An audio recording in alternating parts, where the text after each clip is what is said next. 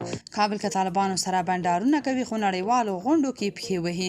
افغانستان سره د پاکستان د شیطاني لوبو دوام. جزئیاتو لپاره ویډیو تر پای وګورئ.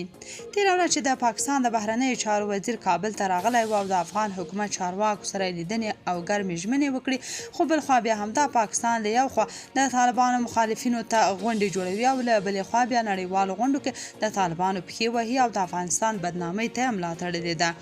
تازه خبر دا دی چې په ملګرو ملتونو کې د پاکستان دایمي استازي عاصم افتخار احمد د ملګرو ملتونو د امنیت شورا غونډه کې ویلي چې په افغانستان کې د وسلوالو ډلو حضور د سیمې د امنیت لپاره جدي ننګونه ده.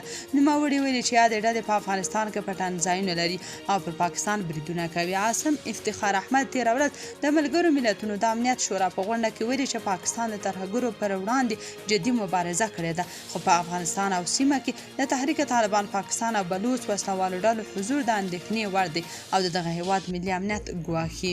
نوموړي ویلي چې یادې ډلې په افغانستان کې پټنځایونه لري او پر پاکستان بریدونه کوي. په ملګرو ملتونو کې د پاکستان دایمي استازي ویلي چې په افغانستان کې وضعیت ډیر نازک دی او په دغه هیواد کې د 2000 داعش جنګیالي حضور تر ټولو جدي ګواښ دی.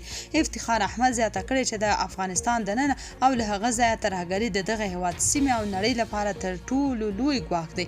د پاکستان دغه استازی ټینګار کوي چې پر افغانستان واکمنو طالبانو د داعش خراسان ډلې پر وړاندې مبارزه کړې ده، خو د TTP او بلوچ وسلوالو پر وړاندې کوم اقدام نه دی شوی. نوموړي زیاته کړې د پاکستان لپاره دا خطر جدي او عاجل دی. TTP چې نږدې 6,000 جنګیالي لري تر ټولو ستر ترهګري سازمان دی چې د افغانستان له خاورې فعالیت کوي. د خوندي پناه ځایونو په شتوالي سره دا زموږ ملي امنیت ته مستقیم ګواښ دی. افغان حکومت بیا د پاکستان د ادعا ردوي او وايي افغانستان کې هیڅ وسلواله ډله شتون نه لري او نه هم له افغانستان څخه نور هیوادونو کې بریدونه کیږي.